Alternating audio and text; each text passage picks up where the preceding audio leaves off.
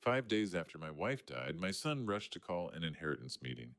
He laughed coldly, threw a stack of documents onto the table, and declared, "Mother is gone. You'd better be smart and transfer the company to me than start preparing for a nursing home." I wasn't angry. I simply smiled at the son I had once spoiled and loved more than anything.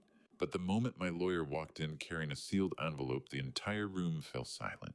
When he read the DNA test results out loud, the smile vanished from my son's face, replaced by a horrifying truth he never expected. Hello everyone, welcome to our story. Before we continue, take a second to like the video, subscribe, and tell me in the comments where you're watching from today. I enjoy seeing how far these stories travel. Please note that parts of this narrative include fictional elements created to enrich the storytelling experience. The MedTech boardroom table is long cold and crafted from the same dark mahogany as the casket I lowered into the Chicago soil just 5 days ago.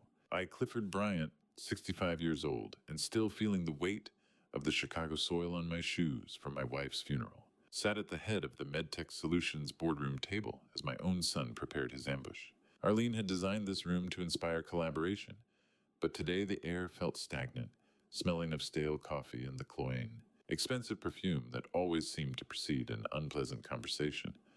I ran my hand over the polished wood, the surface chillingly smooth against my palm.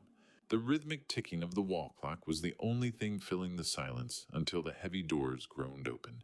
Sterling Bryant, my 42-year-old son and current COO, adjusted his silk tie with a clinical coldness. I didn't recognize his eyes already measuring the room as if I were a ghost. Beside him sat Jael Bryant, his 38-year-old wife, wearing a smile that was perfectly curated but carried the warmth of an empty hospital corridor. They didn't come to me with open arms or words of shared grief. They moved with a practiced clinical urgency that made my stomach turn. Sterling didn't even wait to sit before he began using Arlene's passing as a blunt instrument. He suggested that my recent loss had left me mentally compromised, claiming that the market was already reacting to my perceived instability. He spoke of the investors as if they were a pack of wolves. I could no longer keep at bay, using my mourning as the very reason I should no longer hold the gavel. How do you tell the boy you taught to walk that he's currently stepping on his mother's grave? It is a question that has no answer, only a hollow ache that settles deep in the marrow. I looked at him, searching for a trace of the child, who used to look at me with wonder, but I found only a stranger with a calculated agenda. Sterling continued his assault, revealing a leadership transition plan he had already drafted in the shadows. He didn't just suggest a change, he informed me that he had already made the rounds, speaking to the major investors and securing their support while I was still picking out the hymns for Arlene's service. The betrayal was a cold blade, and the fact that it was being held by my own flesh and blood made the wound deeper. Jael remained silent, her attention fixed on her tablet, her fingers dancing across the screen with a detachment that was more insulting than an argument. I noticed a sudden glint of light reflecting off Sterling's wrist. It was a Patek Philippe, a timepiece that cost more than his annual salary. He didn't look like my son. He looked like a corporate raider picking over a fresh kill. The luxury of the watch in the midst of our supposed family crisis was a neon sign pointing toward a corruption I had tried to ignore for far too long. He spoke of the 51% controlling shares, as if they were a burden he was graciously offering to lift from my weary shoulders. I asked him about the watch, a small test of his honesty, and watched him stammer a half-truth about an investment. It was the final confirmation I needed. The son I raised would have been honest about his greed. The man standing before me was a ghost of a different sort. Sterling reached into a leather folder and pulled out a stack of heavy cream-colored resignation papers. He moved with the terrifying confidence a predator who believed the prey had already surrendered. He spoke of emeritus titles and honorary chairs, hollow words meant to decorate the cage he had built for me. The sunlight through the high-rise windows caught the edge of the fountain pen. He produced a silver instrument that looked more like a surgical tool than a writing implement. Sterling slid the heavy cream-colored resignation papers across the mahogany, the pen clicking in the silent room like a hammer on a revolver. The boardroom doors didn't just open. They groaned under the weight of an arrival that Sterling hadn't scheduled. I watched the heavy mahogany panels swing wide the sudden draft of the corridor, cutting through the stagnant air of the room like a cold front. Vance Harrington, my 60-year-old attorney and friend, walked into the boardroom carrying a leather briefcase that felt like it held the weight of an executioner's blade. He moved with a practiced, measured stride, his silver hair catching the fluorescent light as he approached the head of the table where I sat, pinned between my son's greed and my own mourning. Sterling's hand froze midair, the silver pen he had been pushing toward me, hovering just inches from the resignation papers. His face, which had been a mask of clinical confidence, fractured into a look of sharp irritation. He hadn't expected an audience, and he certainly hadn't expected a man who knew exactly where the company's skeletons were buried. I didn't let the surprise show on my face, but I felt a small icy spark of relief. Sterling barked out a question about Vance's presence, calling this a private family matter, his voice straining to maintain its authoritative pitch. I simply leaned back, my fingers interlaced over my stomach, and informed him that Vance hadn't stumbled into the room by accident. I had invited him as a mandatory witness to any executive changes, a clause in our bylaws that Sterling had apparently overlooked, in his haste to bury me. The metallic click of the briefcase latches echoed through the silent room as Vance took the seat to my right, the heavy, expensive scent of his sandalwood cologne displacing the smell of Sterling's panic. He didn't look at Sterling or jail. He focused entirely on the leather case in front of him, his movements deliberate and calm. Have you ever seen a shark stop swimming because it smelled blood it didn't recognize? That was my son's face. He looked at Vance with a mixture of predatory instinct and the dawning realization that he was no longer the apex hunter in this particular deep. Jael tried to smooth the edges of the tension, her voice a soft, artificial lilt, as she suggested that legal counsel was a bit theatrical for a simple transition of care. She kept her eyes on her tablet, but I could see the way the light glinted off the screen, reflecting the frantic twitching of her fingers. Vance ignored her entirely, reaching into his briefcase to produce a thick, sealed manila envelope. The rustle of the heavy paper was loud in the sudden silence of the room, a sound that seemed to make Sterling's earlier bravado leak out of him like air from a punctured tire. The sharp coldness of the air conditioning seemed to intensify a clinical chill that matched the predatory stillness in Vance's eyes. He laid the envelope on the table with a soft thud, a sound that felt like the closing of a door. Jael leaned in, her curated smile finally slipping as she warned us not to make this ugly. Vance didn't flinch. He looked at her and remarked that ugly was a matter of perspective, though he preferred the term procedurally sound. He then turned his attention to the screen of his own laptop, informing Sterling that a temporary injunction had already been filed. All major share transfers were now under internal review, per Arlene's standing orders, a ghost from the past reaching out to freeze the coup before the ink could even touch the page. The room had gone from a funeral parlor to a courtroom, and the air felt like glass about to shatter. I watched Sterling's fingers twitch near the silver pen, his measured worldview collapsing under the weight of Arlene's foresight. He looked at the cream-colored papers, then at the manila envelope, and I could see the sweat beginning to bead on his forehead despite the chill. Vance tapped the sealed envelope with a manicured finger, his eyes locking onto Sterling with a predatory stillness that made the cream-colored papers on the table look like a death warrant. I realized in that frozen moment that the son I had raised was dead, replaced by a stranger who saw my grief as a business opportunity. The predatory stillness in Vance's eyes mirrored my own rising temperature as I watched Sterling's fingers twitch near the cream-colored documents. Slowly I pushed my chair back and stood up, placing my palms flat on the mahogany table Arlene had designed with such care. The wood was cool, but my blood was a slow, searing river. I looked at the resignation papers, then directly into the eyes of my own flesh and blood. Sterling, I said, my voice carrying a calm that seemed to unnerve him. This meeting is over. I am not going anywhere, and I certainly am not signing my legacy away to a pair of scavengers who think a burial is an opening for a heist. My distraction, as you so delicately put it, ended the moment you decided to rob me. I let that sink in, watching the irritation on his face harden into something far uglier. Before Sterling could counter, I reached out and tapped a small, unobtrusive device hidden near the centerpiece of the table. I informed him that I had already recorded every word of this demand, documenting their attempt to use my mental health as a leverage tool for corporate theft. The color drained from his face, replaced by a blotchy, frantic red. "You're making a mistake, Dad," he hissed, leaning over the table. "The board won't stand for this. They want stability, not a relic who records family conversations." I ignored him, my gaze shifting to Jael. She had finally looked up from her tablet, her curated mask slipping just enough to show the panicked calculation behind it. How do you fight a war when the enemy uses your own blood as their ammunition? It is a question that usually requires a heart of stone, and in that moment, mine felt like a diamond, hard cold, and entirely unbreakable. I formally dismissed the meeting, reminding them that as chairman with 51% of the shares, I remained the only authority in this room that truly mattered. Sterling stood up so abruptly his chair screeched against the floor, a sound like a dying animal. He didn't offer a goodbye. He signaled to Jail, and they moved toward the door with a frantic, wounded energy. As Jael hurried past, she accidentally knocked a folder from the corner of the table. A single sheet of paper skittered across the mahogany toward me. I picked it up, feeling the rough, expensive texture of a drafted press release. It announced my medical retirement due to cognitive decline following the loss of my wife.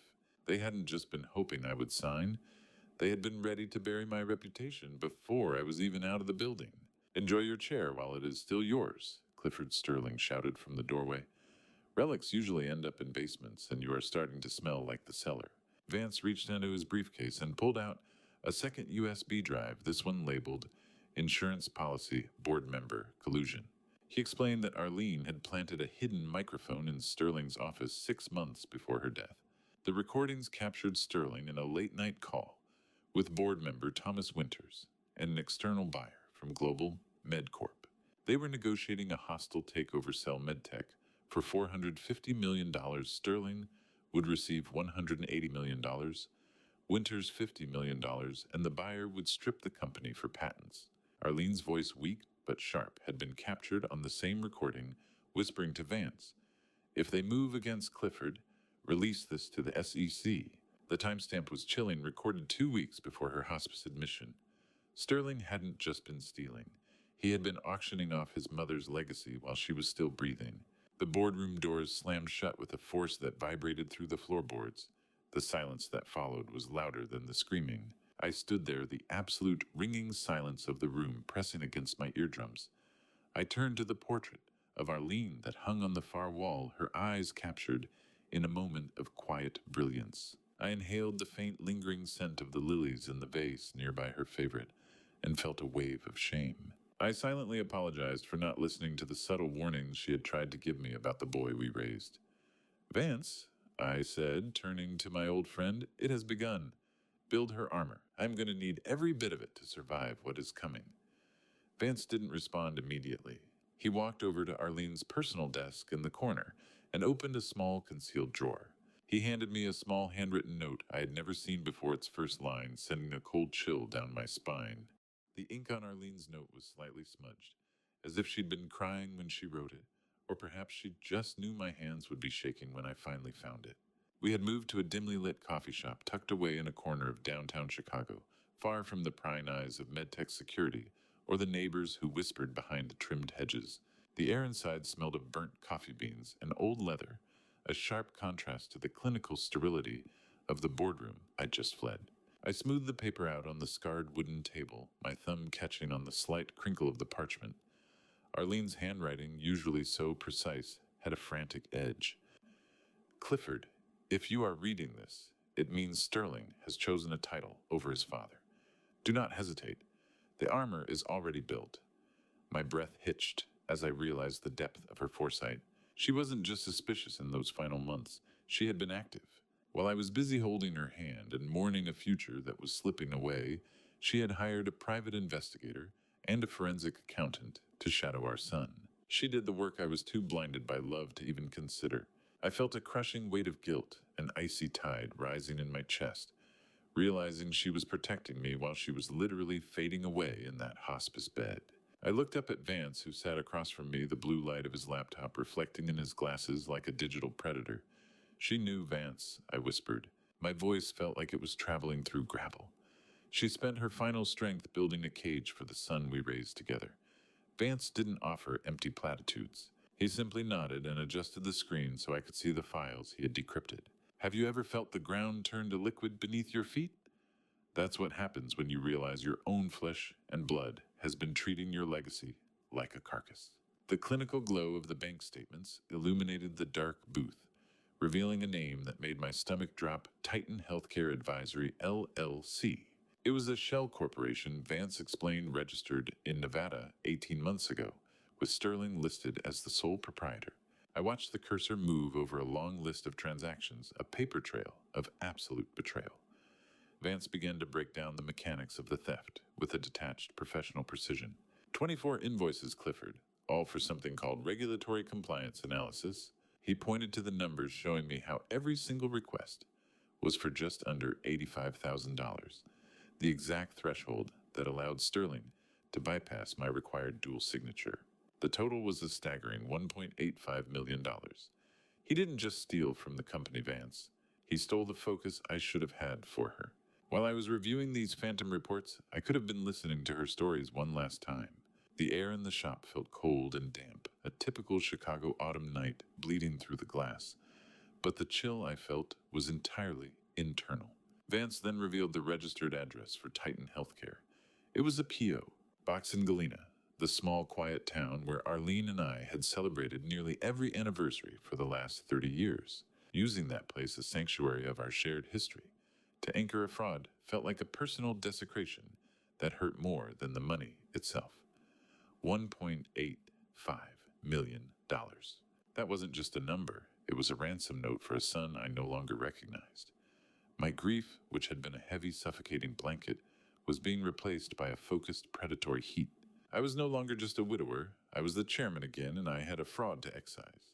Vance leaned in closer, the muffled sound of city traffic outside the window fading into the background of our private war room.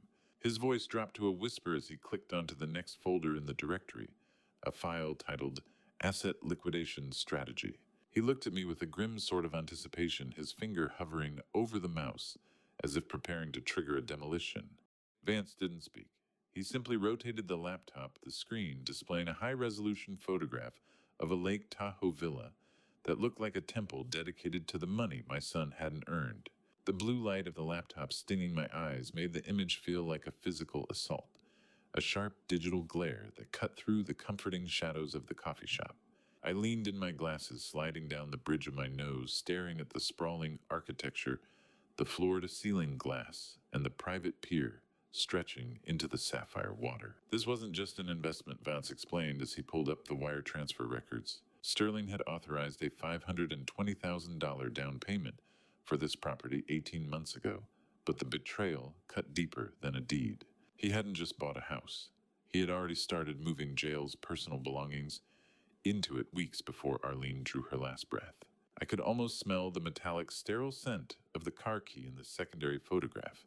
Vance scrolled to a Ferrari 488 Spider, Rosso Corsa Red, parked in the villa's driveway. The price tag was $340,000 paid in full from the Titan Shell account. I felt the physical weight of each dollar stolen from MedTech, the company Arlene and I had built, with nothing but sweat and long nights. He didn't even wait for the probate. Clifford, Vance whispered, his voice barely audible over the hum of the coffee shop's refrigeration unit. He bought the car while the doctors were still adjusting her morphine levels. I felt the cold, damp sweat on my palms as I gripped the edge of the table. It wasn't just the money, Vance. It was the absolute staggering arrogance of the paper trail he left behind. The pixels on the screen felt like needles. My own son had turned my wife's death into his personal lottery, when a jackpot he was eager to spend before the funeral directors had even finished their work. Vance then pulled up a split-screen calendar comparison that made my stomach turn with a sudden nauseating heat. On the left side were Arlene's medical milestones, a grim ledger of our final days together, the date of her hospice entry, her final grueling chemotherapy session, and the precise hour she lost consciousness for the last time. On the right side were the timestamps of Sterling's luxury shopping spree. I stared at the dates, my breath hitching in my throat. On May 3rd, the exact hour, I was sitting in a windowless room, signing Arlene's DNR papers. With a shaking hand, Sterling was 40 miles away, signing the registration for that Ferrari. While I was holding her hand and praying for just one more minute, one more heartbeat, he was picking out the color of the leather seats and laughing with the salesman. The betrayal was so precise, so synchronized with her decline that it felt calculated. Vance revealed a series of smaller, consistent charges to a private concierge service that specialized in estate transition. My son wasn't just waiting for her to die, He was paying professionals to help him strip the company while she was still fighting for air. How do you mourn a woman when you're busy discovering you've raised a vulture? The question hung in the air, unanswered by the flickering laptop screen or the empty cups of coffee. Every invoice, every luxury purchase was a piece of evidence that the man I called my son was a fiction I had written for myself.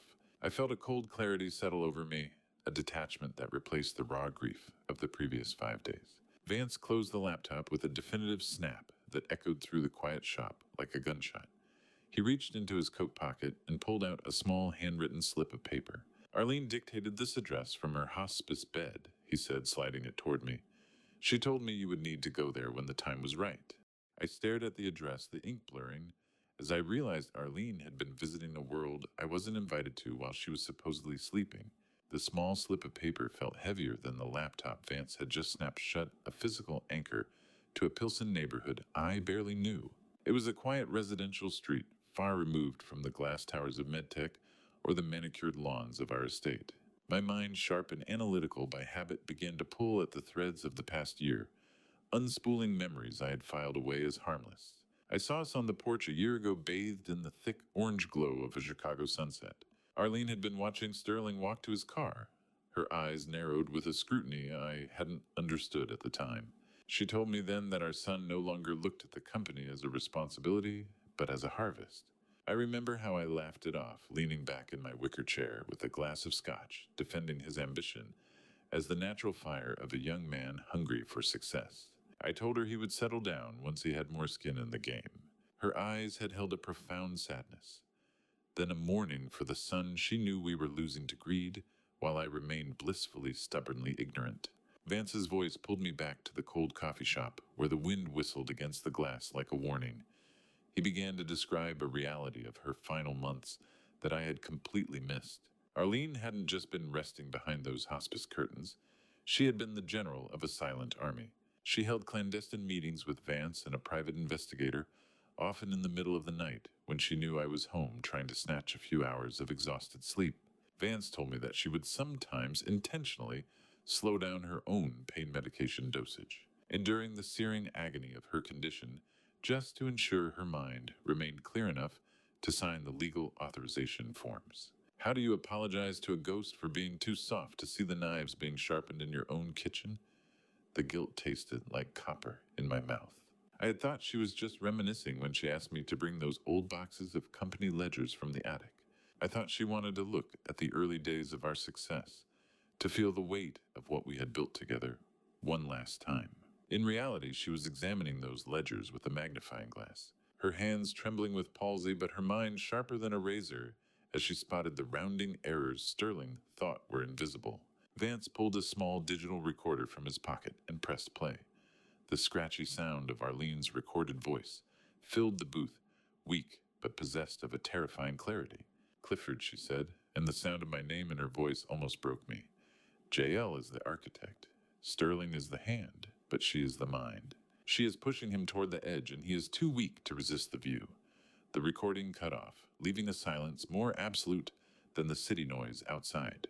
I saw the clinical metallic smell of the hospice room. In my mind, the pale light, the IV stands, and Arlene, a dying woman forging a sword, because she knew her husband was a builder, not a fighter. She was building the walls for me before she went, knowing I would be too devastated to do it myself. She wasn't just dying, she was forging a sword. My awe at her strength was a cold, hard thing in my chest, a resolve that finally matched hers. Vance slid the slip of paper back toward me, his eyes steady.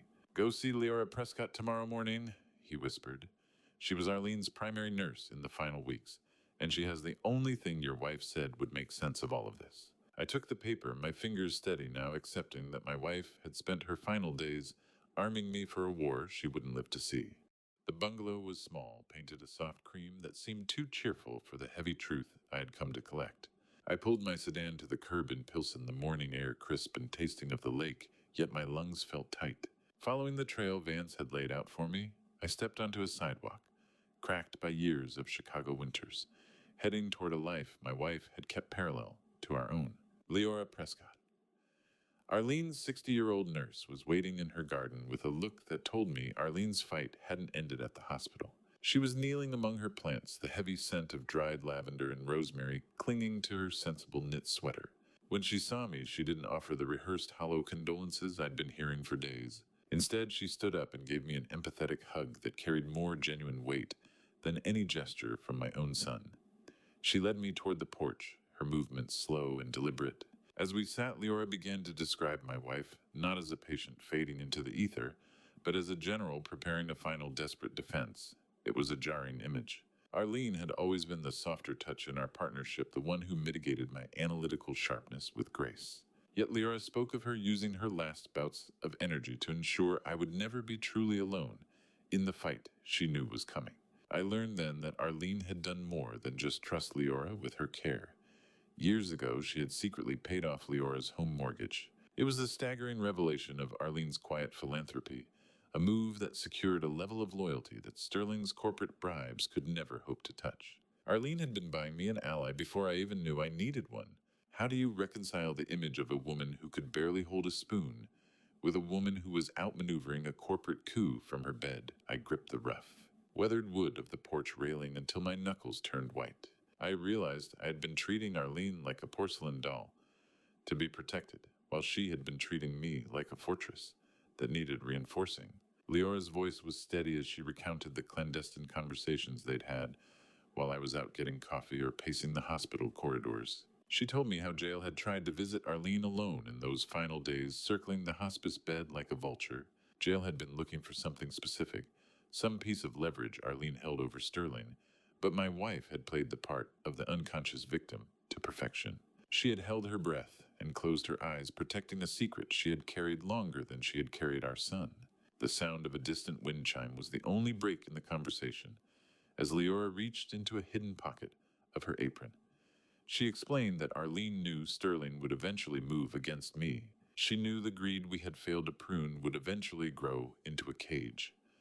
Leora's hand emerged holding a tarnished brass key, the metal dull and biting with the smell of old copper. She told me Arlene's exact words: "If he is in trouble, if they move against him, give him this. It is his shield and his sword."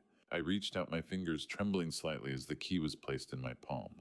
The warmth of Leora's hand was a stark contrast to the biting chill of the metal. The brass was cold. It was the coldest thing I had touched since Arlene's hand at the funeral.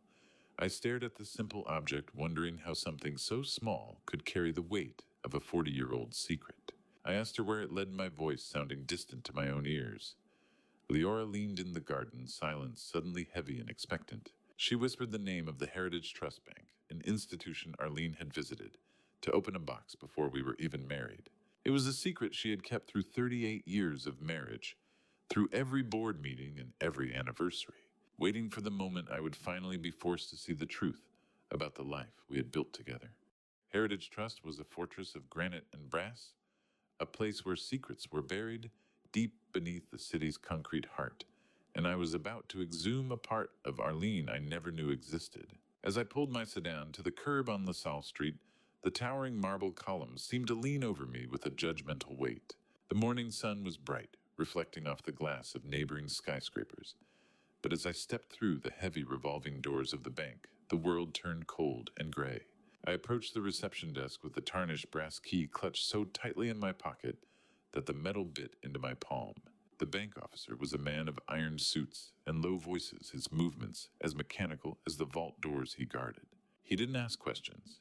He simply took my identification and the key, his expression unreadable, as he consulted a ledger that looked as ancient as the building itself.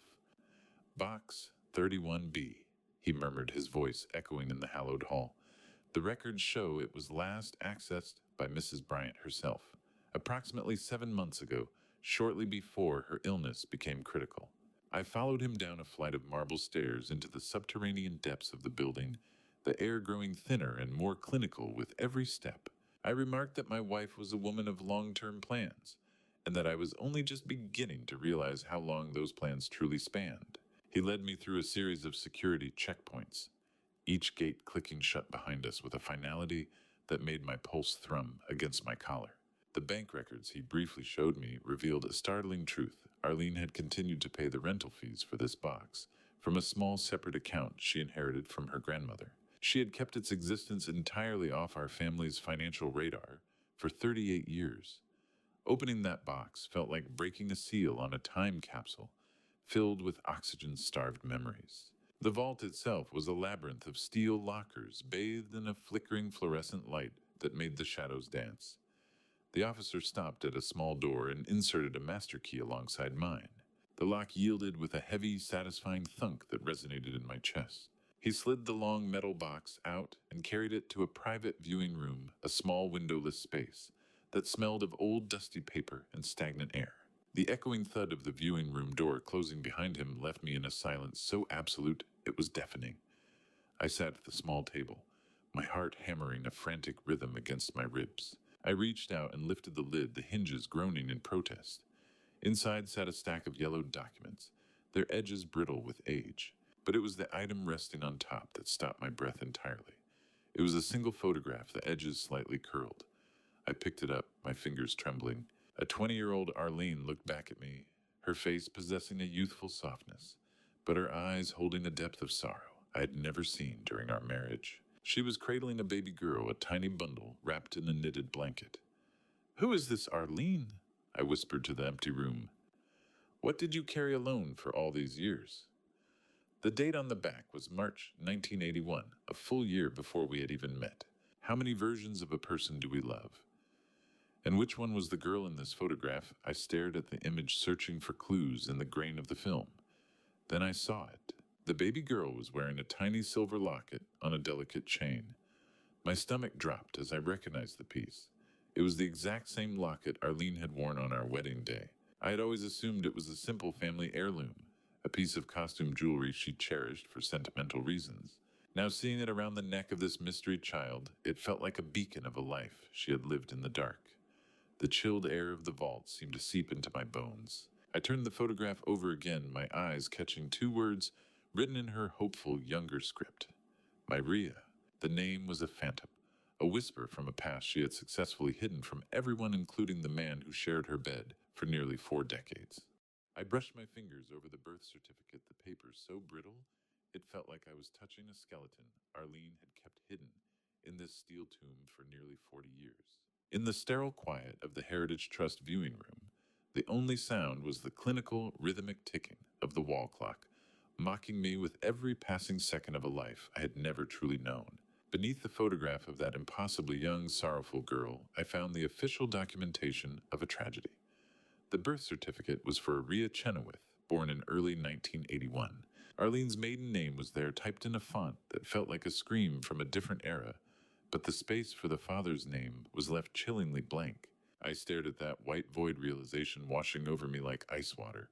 At 19, Arlene was a ghost, in her own life forced to sign away her firstborn because she had no money, no family support, and an abandoned future. The certificate was stapled to subsequent adoption papers, the ink fading, but the legal finality of the words still sharp enough to draw blood. My heart broke for the girl. She had been a girl who had to choose between her daughter's survival and the integrity of her own soul. I found myself whispering to the empty air, wondering about the man who had left her in this position. The father wasn't just unknown. The early notes in the margin suggested he didn't even give her his name. He was a shadow who had cast a long, dark eclipse over her youth. How many nights did she lie next to me, listening to my breathing while her mind was 40 years away in an adoption office? The thought was a physical blow, a reminder that even the most intimate bond can have rooms that remain locked. I realized that the blank line on the certificate wasn't a random encounter's result. Arlene's frantic looping script in the small, leather-bound diary I pulled from the bottom of the box hinted at a man of significant local power who had threatened her into a silence that lasted a lifetime. I held the diary, feeling the physical weight of its leather cover and the faint smell of vanilla and old parchment that clung to the pages. The script inside was younger, less refined than the woman I married, detailing 6 months of absolute hell.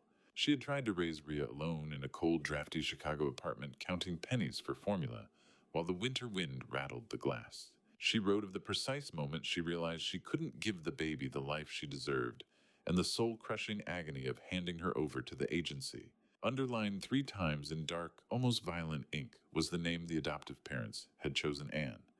"I hope she forgives me," Arlene had written. I will find her again when I am strong enough to be her mother. I will never forget her eyes. The ink on the page was smudged with a 38-year-old tear. It was still wet in my mind, a fresh wound in a story I thought I had already finished. She had deliberately chosen Heritage Trust for this box because the manager back then was a distant relative who promised to keep these records off any public radar, protecting her secret even from me. Arlene had been a strategist since she was a teenager, a woman who knew that information was the only currency that never lost value. I felt a staggering sense of emotional devastation as I realized the burden she had carried. Every holiday, every birthday, she was mourning a ghost named Rhea. I turned the page, my hands shaking so violently the brittle paper scratched against my skin like dry leaves. The entries jumped ahead, the looping script becoming a bit more controlled as the years bled into one another. I turned to a page dated 2 years later, April 1983, and my blood turned to ice as I saw the name of the boy she had just brought into the world. The name Sterling was written with a different kind of ink, darker and more permanent, as if Arlene knew the boy would one day require a legacy forged in iron rather than just love. I stared at the April 1983 entry, my eyes tracing the dark, frantic loops of her script. In the oppressive silence of the bank viewing room, the air seemed to grow thick with the scent of old leather and ink-stained paper. I read her account of Sterling's birth, the joy tempered by a paralyzing terror that I would leave her when I discovered she was pregnant by another man. The words on the page were a testament to her vulnerability, a stark contrast to the brilliant, composed woman I had known for decades. The diary recounted my own reaction with a tenderness that made my throat tighten. I saw myself through her eyes, the man who didn't care about bloodlines or genetic echoes, but who immediately decided to adopt the 4-year-old boy and give him the Bryant name. I had told Arlene back then that blood didn't make a father, but character did. My God, how wrong I was about him. I was struck by the tragic irony that the son I had chosen to love, the boy I had pulled into the shelter of my name, was the one currently choosing to destroy me. I sat back, the heavy mechanical hum of the vault door closing somewhere in the distance vibrating through the floorboards. I felt a sudden sharp chill that had nothing to do with the bank's climate control. My fingers brushed against a separate legal envelope tucked deep inside the box. I pulled it out, finding a certified DNA sample of Arlene's dated nearly 5 years ago. She had planned this genetic trap long before the first shadow appeared on her lung scans. Is it possible to love a lie for 38 years so completely that the truth feels like a murder? I realized then that Arlene hadn't just been a passenger in our life, she had been the architect of its defense. The final entries of the diary revealed her growing fear of Sterling's entitlement. She had watched him grow into a man who saw the world as a series of acquisitions rather than responsibilities. She wrote about her realization that the only way to save MedTech, and more importantly, to save me from my own blind spots, was to ensure the bloodline clause in our corporate trust was ironclad. She didn't build a cage for him, she built a firebreak, and I was the one who had to light the match. The realization settled over me with an icy clinical focus. I was no longer just a grieving widower, struggling to find my footing in a world without her. I was the executor of a plan designed with surgical precision to protect our life's work from the very child we had raised together. I reached for the last loose leaf of paper tucked into the back of the leather binding. My heart skipped a beat as I read her final note written in a shaky hand. It revealed that Sterling had actually asked Arlene for his inheritance while she was still hooked to the monitors in the hospital 3 weeks before she died. That request was the final spark.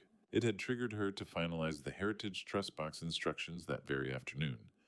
I wasn't just his father, I was his victim, and I was done with both roles. I closed the diary, the leather cover feeling like the skin of a drum. I felt a cold, focused resolve flowing through my veins, replacing the heavy sludge of sorrow that had anchored me for days. I gathered the documents, clutching the tarnished brass key as a symbol of my new grim responsibility. I stood up, my joints protesting against the long hours of sitting, and made my way out of the subterranean vault. I walked out into the biting Chicago wind of LaSalle Street, the skyscrapers looming like granite giants against a gray sky. The key in my pocket felt like a loaded weapon, heavy and ready. Just as I reached my car, my phone buzzed against my thigh with a frantic, high-pitched alert from our corporate security hub. I looked down at the glowing screen, the vibration a jarring reminder that the war wasn't just coming, it had already arrived. The screen of my phone pulsed with a series of crimson notifications, each one a digital lock clicking into place as I officially severed Sterling's hands from the company vault. Standing on the sidewalk outside the bank, the biting Chicago wind tore at my coat, but I felt a strange internal heat. My eyes tracked the high-pitched electronic pings as the corporate security hub flashed a sequence of administrative blackout alerts. It was exactly as I had intended. As I began the drive home, the dashboard mount held my phone in clear view, allowing me to monitor the real-time wreckage of Sterling's greed. He was moving faster than I had anticipated, attempting to push through a massive, unauthorized transfer of $1.2 million in liquid assets. He was trying to drain the company accounts before I could even make it past the city limits. Each crimson access denied banner that flickered across the screen brought a grim sense of satisfaction. It was a digital blackout, a strategic amputation of his financial reach. The secondary alerts were even more revealing, uncovering a separate sub-consultant marketing budget that Jail had been siphoning from directly. They weren't just partners in marriage. They were partners in a meticulously planned pillaging of the life's work Arlene and I had built. Nice try, Sterling, I whispered to the empty car, but those gates don't open for you anymore. Have you ever watched a predator realize the cage bars were always there, just waiting for the moment to slide into place? That was the image I held in my mind as I pulled into my driveway. The house was silent when I entered the foyer, still carrying the faint, clean smell of Arlene's lingering floor wax. I stood on the cold, unyielding marble floor and waited the brass key from the bank box, resting heavy in my pocket like a prime detonator. I didn't have to wait long. The sharp rhythmic ringing of the doorbell was followed almost immediately by the sound of a key frantically turning in the lock. Sterling and Jail burst through the front door, their faces contorted with a mixture of panic and raw, ugly entitlement. Jail's voice was a jagged glass shard in the quiet of Arlene's foyer, cutting through the air but failing to leave a mark on me. She screamed about her cards being declined at Nordstrom in front of a dozen people, her manicured nails flashing under the chandelier as she gestured wildly. Sterling looked worse, his breath coming in ragged gasps, his eyes darting around the room as if searching for an exit that no longer existed. He demanded to know why his corporate credentials had been revoked, his voice cracking with the strain of his failed heist. "You've locked the accounts," he yelled, stepping into my personal space. "You're sabotaging the company." "This is mental instability, Clifford." I remained an immovable object, letting their hysteria bounce off my calm exterior, like pebbles against a mountain. I waited for the silence to return, for their lungs to empty before I spoke. I informed them quite clearly that this was no glitch or mental lapse. It was a formal suspension of their fiduciary powers, pending a comprehensive security audit, a process mandated by the new bylaws Arlene had drafted months before her passing. The mention of her name acted like a physical blow to Sterling, making him stumble back a step. He looked at Jail, then back at me, his earlier bravado leaking out of him and leaving only a hollow, desperate shell. I watched him realize that his golden key no longer fit any lock in this building or the MedTech tower. The high-pitched electronic ping of another failed transaction alert sounded from his own pocket, a tiny mechanical funeral bell for his ambitions. Jail's nails dug into her designer purse, her face a mask of thwarted malice. I looked directly into my son's eyes, seeing the animal panic of a man who realized the ground had finally vanished beneath his feet, and I asked the question that I knew would haunt his sleep. I let the silence hang between us, heavy and suffocating, until Sterling's entitlement began to buckle under the weight of a question he wasn't prepared to answer.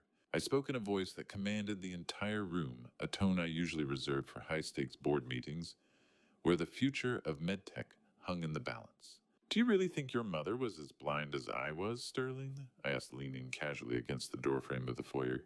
The grandfather clock in the hall ticked with a heavy rhythmic pace, marking the moments as my son's face shifted from rage to a shallow, wavering confusion. "Do you think she didn't see you coming?" I watched him closely, noting the glint of sweat-beaded moisture on his forehead. He tried to puff out his chest, asserting that he was the only heir and that the legacy was his by right. It was a pathetic display of arrogance built on a foundation of sand. I informed him that he was mistaken, that Arlene had seen every selfish impulse and every whispered ambition. I mentioned the bloodline clause, a phrase that clearly meant nothing to him, yet the way it fell from my lips made him flinch. He looked like a man who had suddenly realized he was playing a game without knowing the rules. The smell of Arlene's expensive lilies fresh in their vase seemed to mock his presence, a reminder of the woman he had tried to bypass before she was even cold. Have you ever seen a house of cards realize the window has been left open? The panic starts at the bottom. I could see it in the way Sterling's hands began to tremble, and in the way Jael's eyes darted toward him, searching for a strength that wasn't there. She tried to intervene, dismissing my words as the senile riddles of a broken man, but I turned my gaze toward her with a clinical focus that silenced her. I called her out as the scavenger. She was a sub-consultant who had been helping herself to our marketing budget. The look of pure, unadulterated shock on her face was almost worth the misery of the last week. She wasn't a partner, she was a parasite. I informed them both that the administrative review was more than just a temporary lock on their credit cards. It was a formal notification already sent to the IRS regarding the irregularities in the Titan Shell Company. The air in the foyer suddenly felt thin, as if the reality of a federal audit was physically draining the oxygen from the room. Sterling looked at Jael, and for the first time I saw a flicker of genuine blame pass between them. The united front was cracking, revealing the transactional rot at the center of their marriage. I watched the man I called my son look at his wife for permission to breathe, and I realized Arlene had been mourning him for years. She knew he wasn't built for the weight of the Bryant name, and she had spent her final days ensuring he would never be allowed to crush it. Jael realized the tide had turned. She grabbed Sterling's arm, her manicured nails digging into his sleeve with a sharp, desperate intensity. She dragged him toward the door, but before they left, she leaned close to his ear. I heard her sharp, venomous command to handle me, or she would find someone who could. It was a final, ugly reveal of her true character. The metallic clang of the front door latch echoed like a gunshot in the quiet house. I stood there for a long moment, listening to the harsh screech of the SUV tires on the gravel driveway. The silence that followed was absolute, broken only by the steady, indifferent ticking of the clock. I watched the taillights of their SUV disappear down the driveway, knowing that Sterling was currently frantically searching his memory for a single word Arlene might have said about a bloodline. The silence of the house usually felt like a shroud, but tonight it felt like a tactical advantage, a blank canvas where I would sketch the final moments of Sterling's career. I retreated to my private office, the heavy door closing with a solid, satisfying thud that separated me from the echoing foyer where my son had just displayed his true colors. I sat at my mahogany desk, the blue light of the laptop reflecting off the polished surface and highlighting the silver-framed photograph of Arlene. She was smiling in the picture, that knowing look in her eyes that always seemed to see through my own doubts. I began to compose the email that would serve as the opening salvo in the final battle for MedTech. I titled it Review of Executive Conduct and Fiduciary Breaches. The formal clinical language was a deliberate choice, a hook designed to snag Sterling's attention and pull him into a panic he couldn't hide from. As I typed, I discovered a pre-written emergency protocol file Arlene had left on our shared server. It was hidden behind 3 layers of encryption specifically designed to bypass Sterling's COO administrative overrides during a formal board review. My wife had built a backdoor into the very system Sterling thought he controlled, a ghost in the machine, ready to strip him of his digital authority at my command. I spent the next 2 hours coordinating with Vance Harrington via an encrypted messaging channel. We reviewed the evidence binders, ensuring that every fraudulent invoice from Titan Healthcare was cross-referenced and ready for distribution the moment the meeting commenced. 24 hours, Vance. I typed, my fingers steady. I want them to spend every second of it wondering which of their lies finally caught fire. Vance's reply was almost instantaneous. The trap is set, Clifford. Just make sure you are wearing your armor when it snaps shut. The send button felt like the trigger of a rifle. Once pulled, the bullet of truth was beyond my reach to recall. I stared at the cursor, the rhythmic ticking of the wall clock, counting down the hours with an indifferent precision. I took a deep breath and pressed the key, the satisfying tactile click, signaling the start of the end. After the screen refreshed, I stood and walked to my master bedroom closet. The air inside still held a faint, lingering trace of Arlene's perfume, a scent that always made my chest tighten with a mixture of love and loss. I searched through the rows of tailored garments until I found it the dark navy wool suit Arlene had bought for me on our 36th anniversary. I remembered her touching the lapel and telling me it made me look like a man who didn't just own the company, but deserved to. I ran my hand over the soft, expensive fabric, feeling the weight of the wool. Do you know the feeling of the precise moment a victim decides to become an architect? It's quieter than you'd think. It isn't a roar of rage, it's the calm, cold realization that justice is merely a matter of better engineering. Tomorrow, this suit wouldn't be for a funeral. It would be my uniform for a court martial. This isn't just about revenge, I whispered to the empty room. It's about reclaiming the integrity you and I built together, Arlene. I returned to the desk to shut down the computer, but a new notification caught my eye. I had received an automated BCC from Sterling's corporate account, triggered by a hidden monitoring script Arlene must have installed months ago. It proved that at this very moment, my son was frantically trying to delete the specific Titan healthcare invoices I had just finished auditing. He was trying to burn the evidence while the flames were already licking at his feet. I watched the message sent confirmation glow on the screen, a digital executioner's mask, as the clock on the wall struck midnight. The MedTech lobby was unnaturally quiet at 8 a.m., the marble floors polished to a mirror finish that seemed to reflect the sharp, cold edge of the reckoning I was about to deliver. The morning sun broke over the Chicago skyline, bleeding through the floor-to-ceiling windows in a blinding glare that made the glass towers of the Loop look like white-hot pillars of salt. I adjusted my navy wool suit, feeling the weight of the fabric Arlene had chosen for me, and stepped into the elevator. When the doors opened on the executive floor, the smell of high-end floor wax and expensive cologne hit me like a familiar, unwanted ghost. I walked into the boardroom an hour early. Vance Harrington was already there, meticulously arranging the heavy black binders that contained the wreckage of our son's integrity. He didn't look up his focus entirely on the clinical precision of the evidence. As the board members began to filter in, the air became thick with a somber, stifling tension. Sarah, our CFO for 20 years, sat with a legal pad and a pen, her sharp eyes already scanning the room for the rounding errors she lived to find. She offered me a soft, pitying look, as did Mike, our head of operations, and the man who drove our first delivery truck 40 years ago. He sat with his massive arms crossed his face, a mask of old-school loyalty, asking if I was okay or if I looked like I hadn't slept in a week. I told him I'd never been more awake. Before the meeting formally opened, I informed the room that I had invited the company's external auditors to listen in via a secure line. I watched Jael, who had just entered with Sterling, stop smiling as if someone had physically slapped her. Have you ever watched a man build his own gallows while convinced he's constructing a stage? It's a hypnotic kind of tragedy.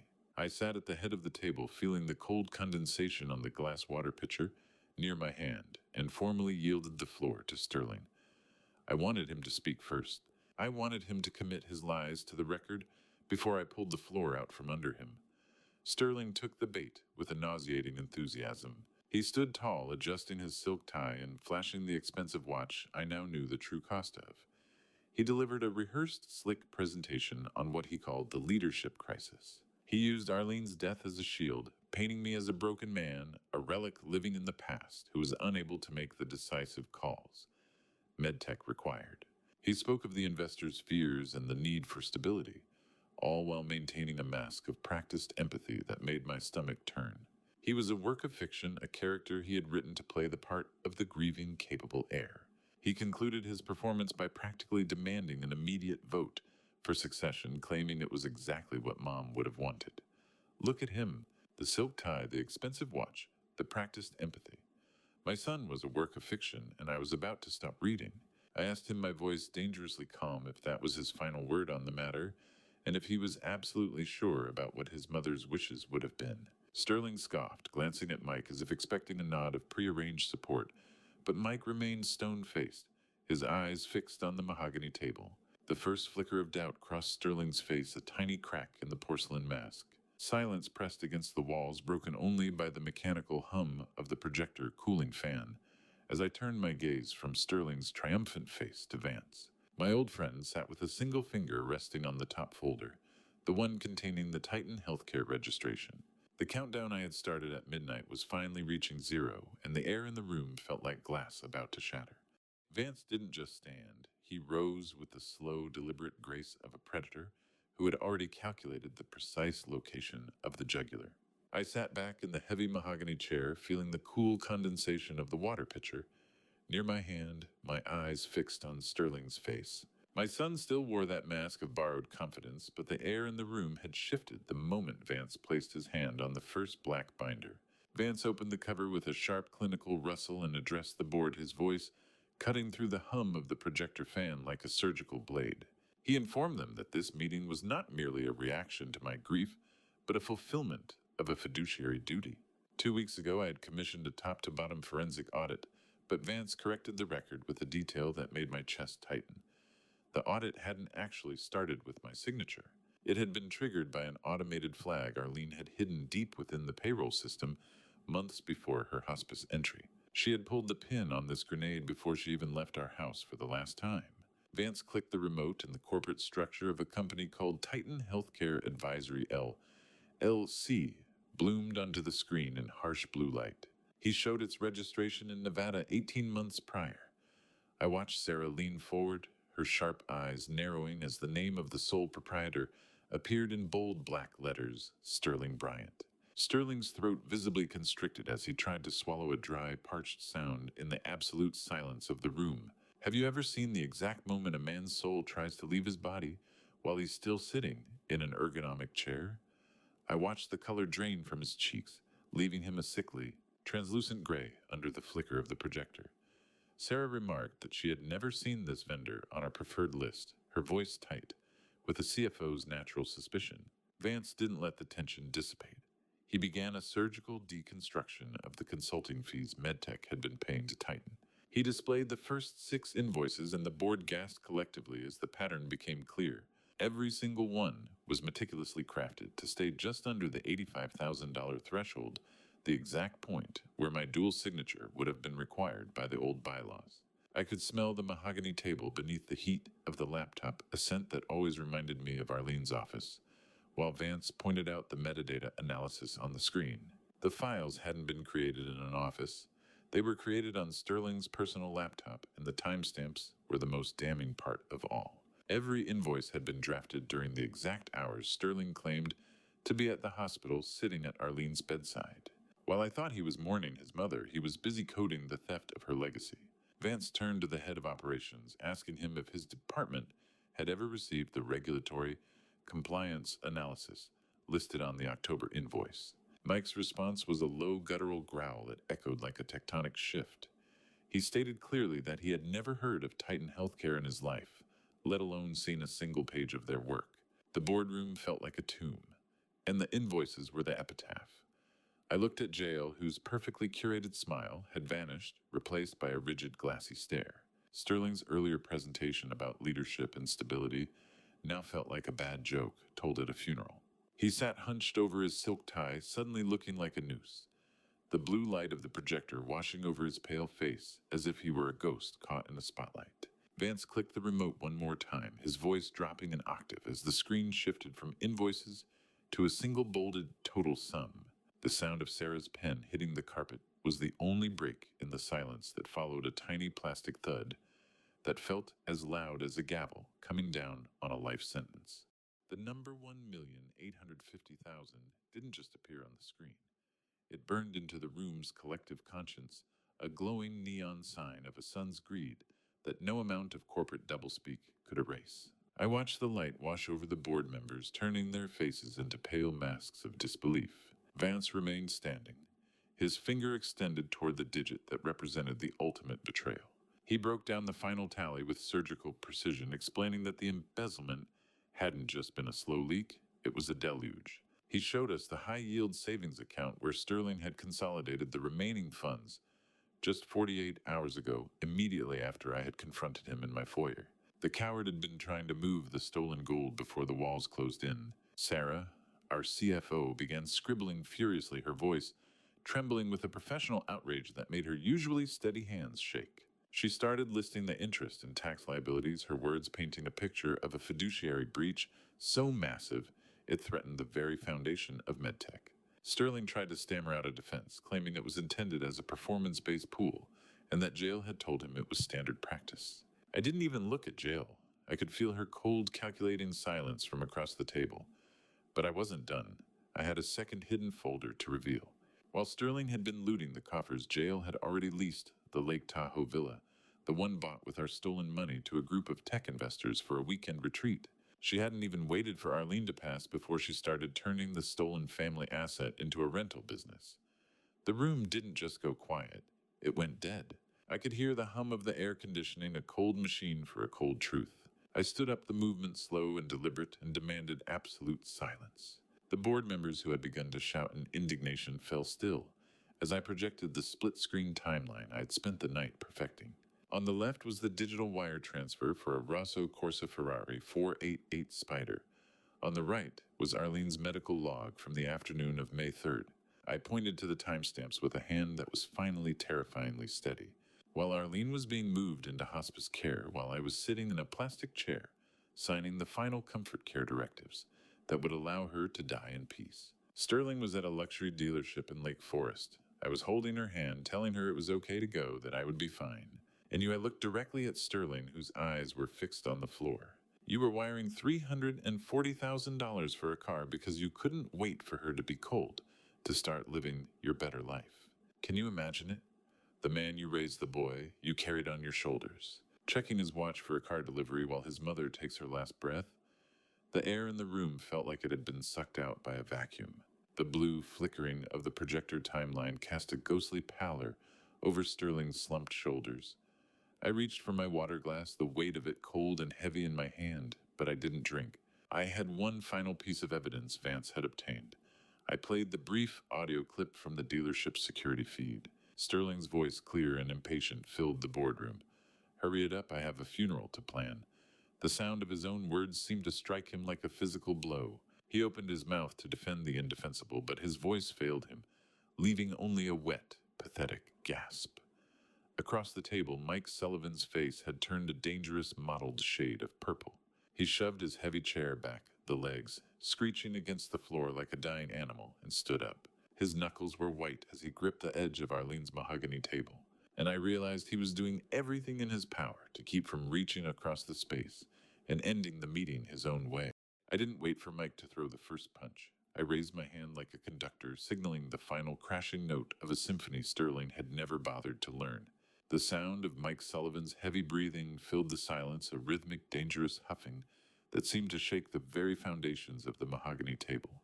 I looked around the room at my colleagues, my friends, and the investors who had nearly been swayed by a lie. Their eyes were no longer clouded by pity. They were sharp, clinical, and focused on the wreckage sitting at the far end of the table.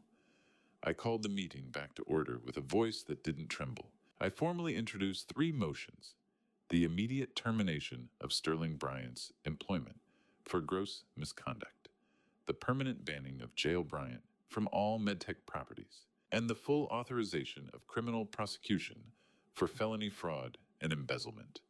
Every hand in the room shot up instantly. Even the neutral investors' men, who usually weighed every decision in fractions of a percent, didn't hesitate. The speed of the verdict left Sterling reeling. He looked like a man who had been hit by a high-speed train while he was busy admiring his own reflection. His allies had evaporated in the heat of Arlene's hospice timeline, leaving him exposed and utterly alone. As I announced the unanimous result, Vance Harrington reached into his briefcase. He didn't offer a handshake. He handed Sterling a pre-filled IRS voluntary disclosure form. He informed him that the whistle had already been blown and that his only hope for a shorter sentence was an immediate and total confession. The boardroom doors didn't just close, they sealed a tomb. The medtech I knew was gone and the predator had been purged. Two uniformed security officers, their faces as impassive as the law they represented, stepped into the room at my signal. For a moment, nothing moved except the heavy, rhythmic thud of the security guard's boots on the carpet, a drumbeat of consequence echoing through the room as the projector powered down with a faint scent of ozone. Sterling was a broken man, his bravado replaced by a wet, uneven sobbing that made my skin crawl. He tried to reach for me, his voice a pathetic whimper as he begged me not to do this, claiming he was still my son. I refused to look him in the eye. I wouldn't give him the satisfaction of seeing my pain. You were her son, Sterling, I said, my voice cold and final, and you failed her in a way I cannot forgive. Get him out of my sight. Jail Ever, the opportunist, attempted to maintain her socialite mask, standing tall and claiming she was coerced by Sterling's erratic behavior. It was a desperate, transparent lie. As the guards began to haul Sterling out, he couldn't even stand on his own power. He looked like a discarded puppet, his strings cut by the very truth he thought he could ignore. I turned my back on him, choosing instead to stare at the Chicago skyline Arlene had loved so much. Do you want to know what victory feels like when it costs you your only son? It feels like iron in your mouth and ash in your lungs. I watched the reflection in the glass as Jael was led toward the exit. She didn't look at her husband. Instead, she leaned toward the nearest security officer, her lips moving in a sharp, urgent whisper. I knew that look. She was offering information on Sterling's other hidden accounts in exchange for immunity. She was abandoning her husband before they had even reached the lobby. The betrayal was complete. I listened to the metallic chime of the elevator arrival, a sound that signaled the definitive end of the corporate war. The absolute ringing silence that followed the slamming of the boardroom door was deafening. I stood alone in the silence of the room Arlene built, feeling the weight of the war lift only for Vance to place a hand on my shoulder and whisper, "The corporate part is over, Clifford." But the will, that's where the real story begins.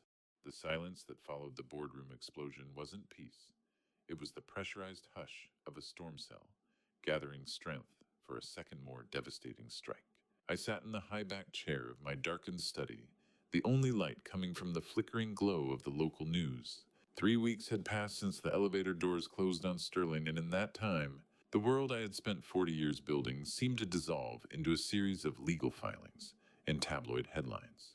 The district attorney had been efficient, formally filing charges of grand larceny and conspiracy against both Sterling and Jael. I watched the screen as my family name was dragged through the mud, becoming synonymous with corporate greed and filial betrayal. "Is this what you wanted, Arlene?" I whispered to the empty room. A legacy built on a pile of indictments. I felt as though I were burying my son a second time, but this time there was no dignity in the dirt. I had won the board, yet the victory felt increasingly hollow as I contemplated the ruins of my private life. My analytical mind kept returning to the notification I had received earlier that morning. Jael had attempted to sell her engagement ring, a Bryant family heirloom that had belonged to my grandmother, to fund her defense. It was a small, sharp betrayal that proved she had no loyalty left to the name she had so eagerly tried to claim. She was a scavenger picking at the bones of a history she never respected. Have you ever sat across from the person you loved most in the world and realized you were looking at a hollowed out shell filled with someone else's poison? That was the question that haunted me. When Vance Harrington finally called to say they had requested a final settlement negotiation to avoid a public trial, I arrived at Vance's law office on the 50th floor, a space defined by a clinical smell of floor wax and expensive glass cleaner. The Chicago River flowed far below the window, a sluggish gray ribbon winding through the concrete. Sterling was already seated, and the sight of him made my chest tighten. He looked physically diminished, his usually impeccable appearance replaced by a gaunt face and a patchy, unshaven jaw. He rubbed the sandpaper skin of his chin with a hand that shook slightly. Across from him, Jael's aggressive energy had transformed into a brittle, frantic desperation. The sharp, metallic click of her purse clasp punctuated the silence as she pulled out a legal pad.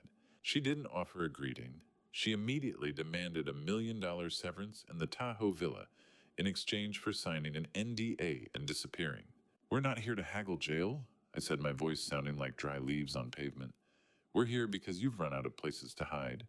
I watched Sterling's eyes dart toward his wife, a look of profound, pathetic realization crossing his face. He stammered out that Jael had already signed a prenuptial separation agreement. It was designed to funnel any potential settlement money directly into her private accounts, leaving him to face the criminal charges entirely alone.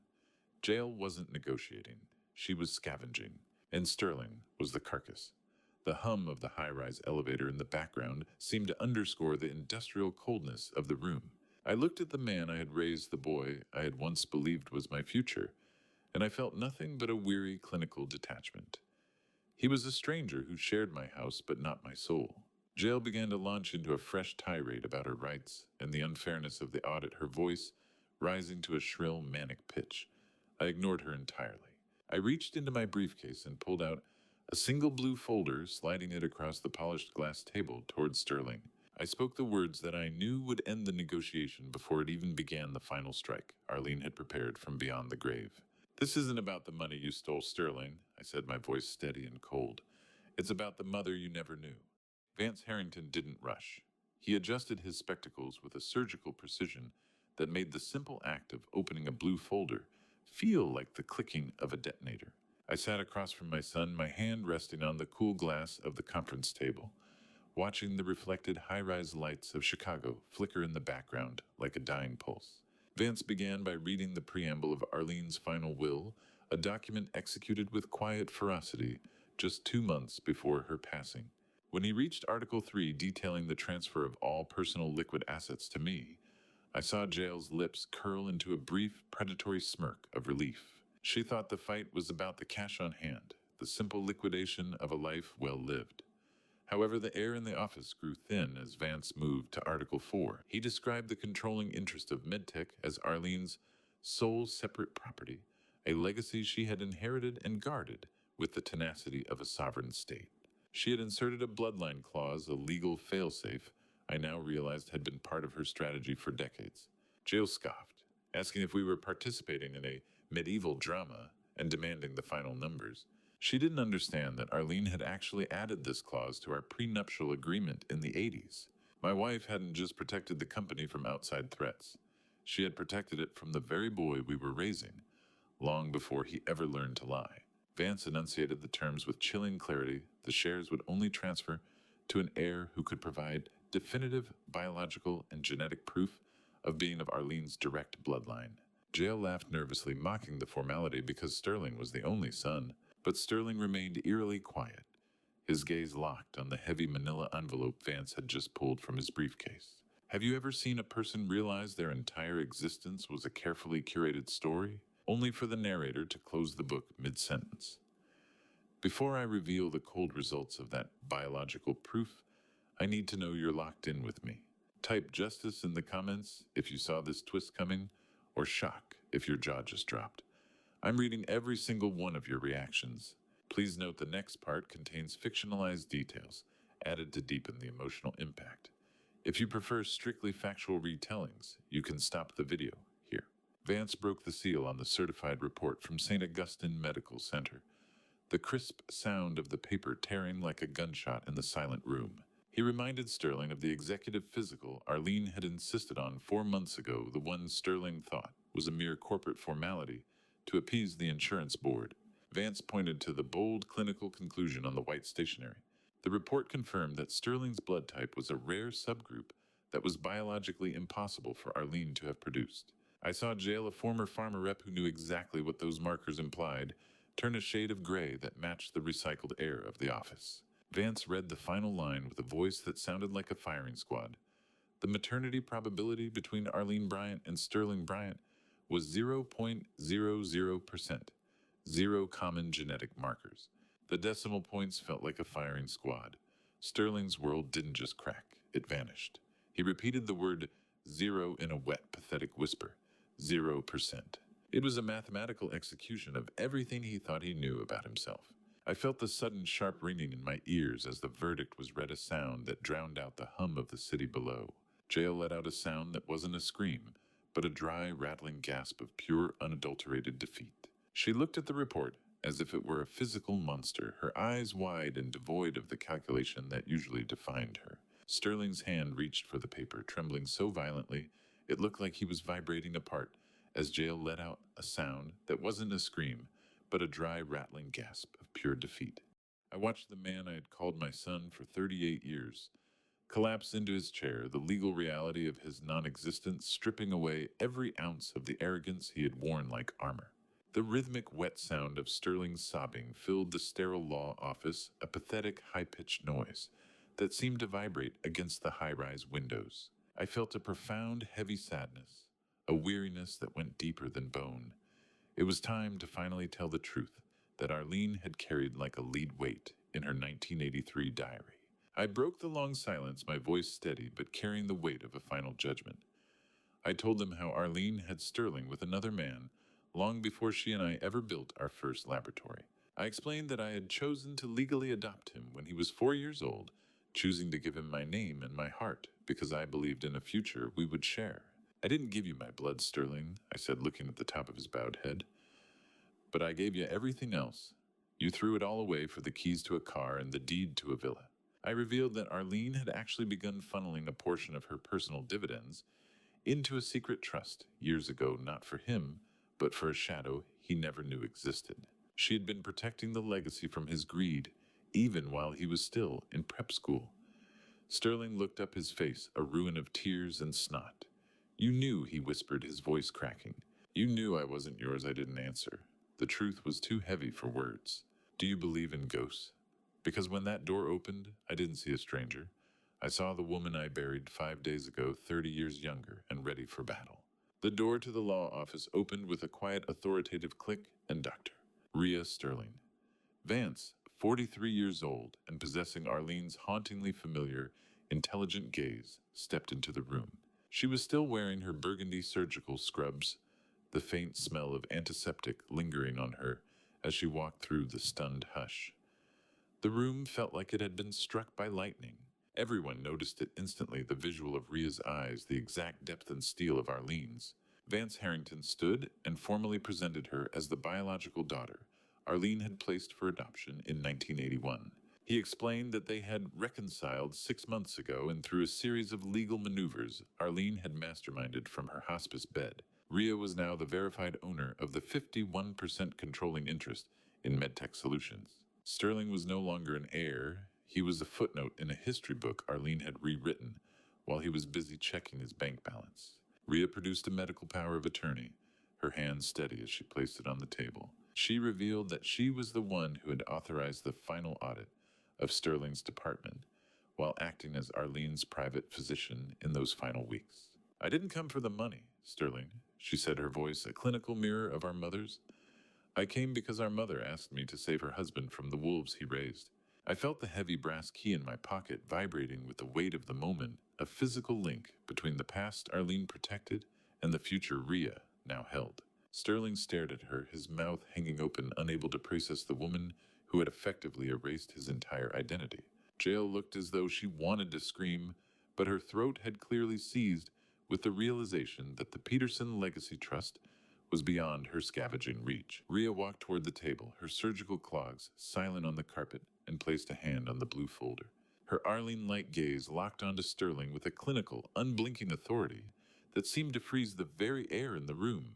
The soft hum of the office lights as the sun began to set cast a long shadow over the table, marking the end of the sun I knew, and the beginning of a reckoning that would go far beyond the boardroom. I didn't notice the padded manila envelope until my foot brushed against it, a silent, predatory hitchhiker, waiting for me on the threshold of a house that finally felt like mine again. After the monumental revelation in Vance's office and the entrance of Rhea, the drive home had been a blur of contemplative silence. The Chicago night was biting the cold air, clinging to the envelope as I carried it into the foyer. I entered my dark study, the only light being the moonlight filtering through the heavy drapes. My analytical mind, usually so adept at categorizing threats, was already working through the logistics. The package had arrived during the exact window I was meeting with Rhea, proving that despite the boardroom purge, someone, a bribed neighbor or a lingering ex-employee, was still watching my movements for Sterling. I sat at my mahogany desk and tore open the padding. Inside, I found a high-capacity USB drive and a short typed note. It was devoid of a signature, but the venom in the words was unmistakable. It demanded the immediate withdrawal of all criminal charges and the return of $1 million. You think you won, the note read. This is the price for Arlene's silence. Drop the charges. Return the money, or the world sees the real Clifford Bryant. I initially assumed it was a desperate bluff, the last thrashing of a landed fish.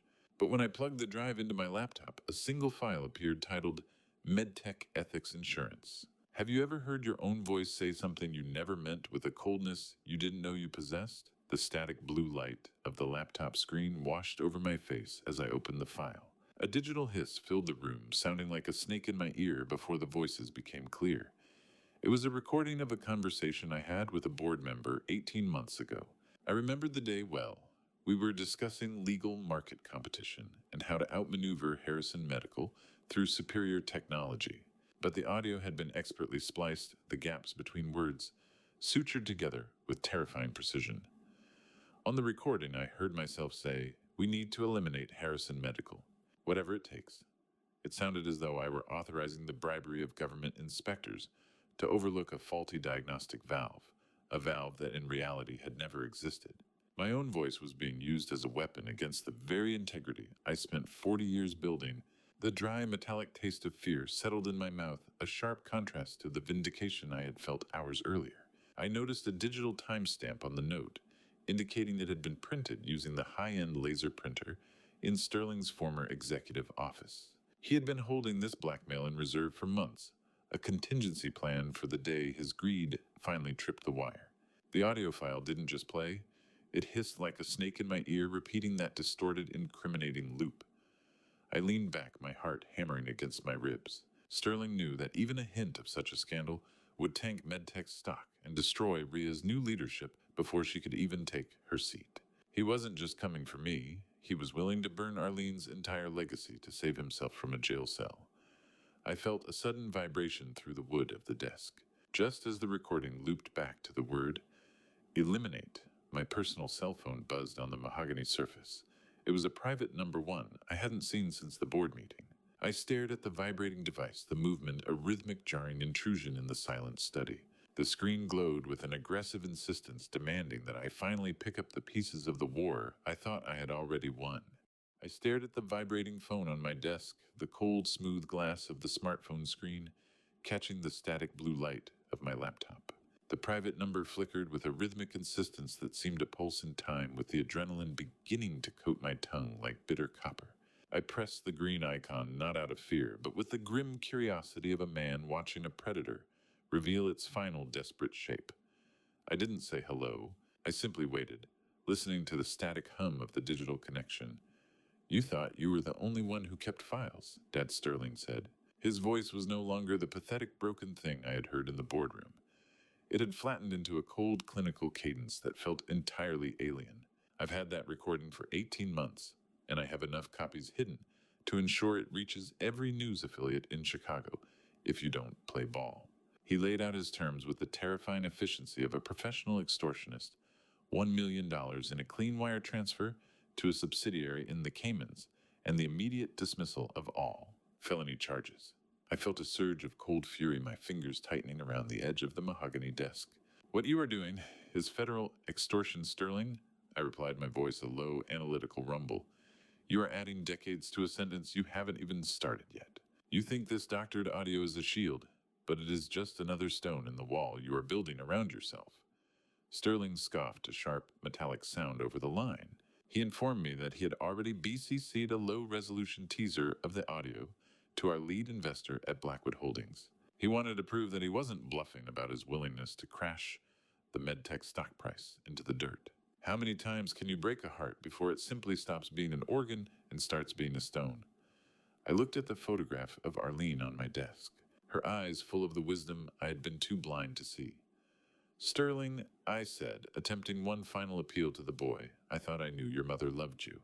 For 38 years we were a family. Do not burn her legacy to ash just because you're afraid of a cell." My words were met with a hollow laugh. "Family," he spat. "The family was a lie, Clifford." That bloodline clause was her final middle finger to me. "If she could disown me from the grave, I can bury you from the gutter. We can both go down together. At least I'll have company in the wreckage." The muffled sound of the winter wind rattled the study windows, a cold reminder of the absolute isolation we had both reached. I realized then that I wasn't talking to my son. I was talking to a cornered animal that had finished chewing off its own leg to escape. "Then you will go down alone," I told him, my voice devoid of any remaining warmth. "Because the man I raised wouldn't have done this, and the man you have become isn't worth a single cent." Sterling's voice dropped to a final jagged whisper, mentioning that Jael was the one who had reminded him where he had hidden the recording in the first place. Despite the pending divorce and the looming indictments, they were still collaborating for one final ugly score. The dial tone was the final sound of our family, a flat mechanical line on a dead relationship. The call ended with a click, leaving me in a cold room with the realization that the bridge to my son was nothing but gray ashes. I set the phone down, the rhythmic ticking of the desk clock marking the start of the 48-hour deadline. I pulled Arlene's secret key from my pocket, the metal biting into my palm, knowing that the only way to survive the fire Sterling had lit was to use the armor she had built out of the truth. I didn't wait for dawn. I called Vance while the city of Chicago was still a dark grid of indifference, my voice a low rasp that carried the weight of a man who had finally stopped grieving and started hunting. The ashes of my relationship with Sterling were still smoldering in my office, but there was no time for a second mourning. I needed a surgeon of a different sort, someone who could dissect a digital lie with the same cold precision Arlene had used on her ledgers. By 6 in the morning, I was standing in a secure forensic audio lab downtown, surrounded by the constant low-frequency hum of servers that sounded like the breathing of a massive hidden beast. Marcus Carter, a forensic audio specialist with eyes that had seen 1,000 digital lies, sat behind a console that looked like the bridge of a starship. He didn't offer a handshake, only a quick nod before plugging the black USB drive into his system. The room was dark, save for the neon green glow of audio waveforms that Marcus projected onto wall-sized monitors. He began a granular deconstruction of the files Sterling had sent his fingers, dancing across a tactile mechanical keyboard with a rhythmic click-clack. I watched as he magnified the wave patterns until they looked like the jagged peaks of a mountain range. Marcus pointed to a specific section where the line dipped and recovered. "Look at the spectral decay here, Mr. Bryant," he said, his voice devoid of emotion. "You can see the room tone shift between the words eliminate and Harrison Medical. The background noise has a different frequency signature. It's a microscopic inconsistency, but in this lab, it's as loud as a gunshot." Marcus explained that the distorted, scratchy quality of the recording was an intentional mask designed to hide the digital seams. However, the amateur had overplayed his hand. Sterling had used a consumer-grade AI tool for the splicing, a program that left a unique software fingerprint linked directly to his personal MedTech login credentials. He didn't just edit me. He tried to rewrite my soul into a crime, and he left his name on the deed. The green waves of audio on the screen were a cardiogram of a lie flatlining in real time as Marcus worked his surgical tools. The smell of ozone and hot electronics filled the cramped space as the processor labored through the metadata. Marcus didn't stop there. He reached into the MedTech digital archive Vance had secured and pulled up the original, unedited master recordings from 18 months ago. When played side by side, the forgery collapsed. In the original, my voice was warm, discussing how we would eliminate the competitor's market share by proving our new valve provided better patient outcomes. Sterling had cut away 30 minutes of context to isolate 4 words and turn a strategic victory into a criminal conspiracy. Vance stood by the wall, his arms crossed a shadow in the corner of the lab. "The law doesn't care how clever the edit is, Vance," I said, the dry taste of fear finally replaced by a cold clinical satisfaction. "It only cares that it's a lie used for profit." Vance nodded, the light from the monitors glinting off his spectacles. "We have enough for a secondary federal indictment now, Clifford. By using this fabrication to demand $1 million, Sterling has crossed the Rubicon into federal extortion. He's handed us the shovel for his own grave. We didn't just have a defense. We had a cage." As Marcus finalized the analysis, a new twist emerged from the metadata. Jail hadn't just encouraged him. She was the one who actually hit the export button on the forged file from her own laptop. She had documented her direct participation in the felony. I watched the final report print out the high-speed printer, letting out a rhythmic whirring as it produced the evidence of their downfall. The ink was still warm when I picked up the pages. Just as I felt the weight of the paper in my hand, Vance's desk phone let out a sharp, urgent ring that cut through the hum of the lab like a siren. Sterling was calling for his answer. The victory in the forensic lab hadn't even cooled before the world tilted again, this time with a 6 a.m. phone call that carried the frantic metallic edge of a siren. I was still standing near the high-speed printer with Vance, the ink on the extortion report, practically still wet, when the heavy vibration of my phone rattled against the mahogany desk. The caller ID showed St. Augustine Medical Center.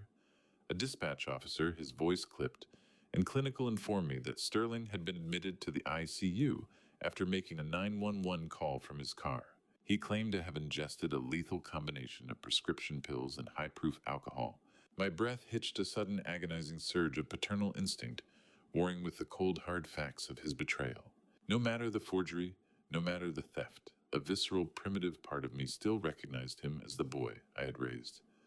Vance, I have to go, I said, already, reaching for my coat. No matter what he did, no matter the lies, he is in the ICU. The drive was a blur of gray Chicago morning and high-speed turns, my mind racing through the logistics of grief and the suspicion of a man who had spent 40 years analyzing corporate risk. I noticed the entry twist almost as soon as I pulled into the emergency bay. Jel was already there, stepping out of a car in the exact same mourning ensemble she had worn to Arlene's funeral. The black veil, the specific cut of the wool coat, it was a costume.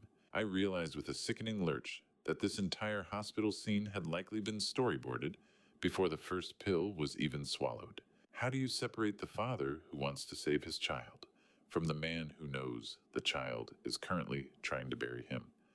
I stepped through the sliding glass doors and was immediately met by the sharp antiseptic smell of the lobby, but it was quickly overwhelmed by the chaos of a media ambush.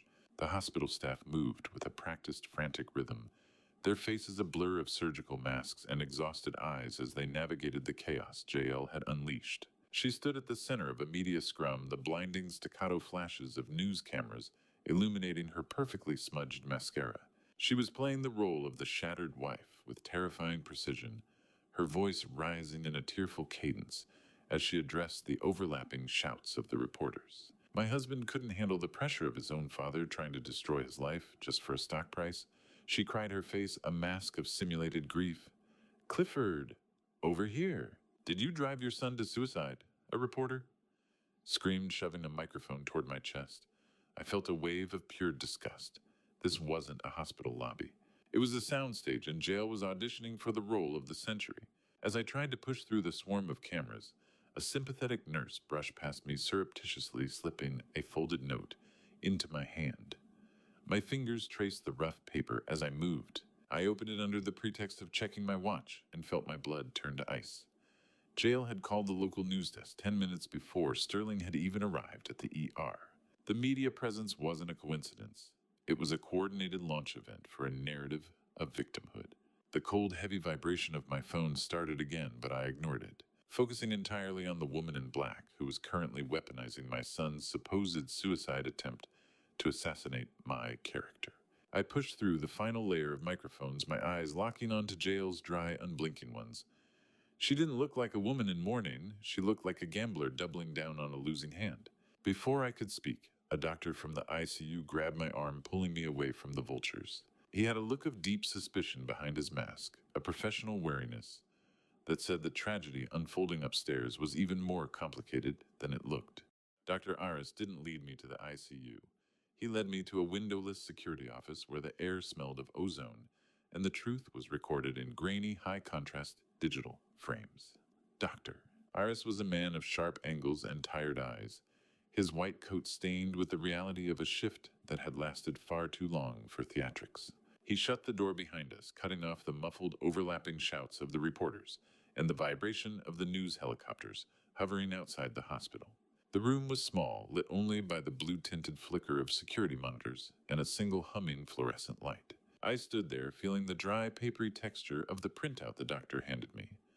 It was Sterling's toxicology report, but the numbers didn't match the tragedy Jail was selling downstairs. "Mr. Bryant, your son's stomach was full of B-complex and melatonin," Dr. Arias said, his voice a flat line of clinical exhaustion. "It's a cocktail designed to look dramatic on a lab report, not to stop a heart." He explained that the gastric contents showed the pills were likely ingested just minutes before he arrived at the emergency room. There were traces of a mild sedative enough to make him drowsy, but nowhere near the lethal threshold. The doctor admitted that while my son looked the part of a dying man for the cameras, his vitals suggested a man who was simply taking a very expensive nap.